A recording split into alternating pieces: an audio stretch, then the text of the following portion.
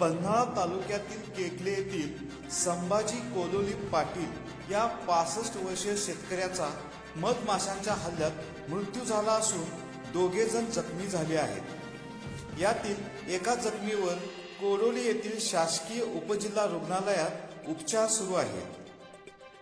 केकले येथील संभाजी बाबू कोलोले पाटील हे आज सकाळी त्यांच्या शेतात काम करत असताना मधमाशांनी त्यांच्यावर अचानक हल्ला केला।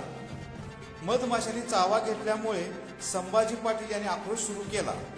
ते पाहून त्यांचा मुलगा आणि भाऊ हे संभाजी पाटील यांना वाचवायला गेले असता मधमाशांनी त्यांच्यावर पण हल्ला केला।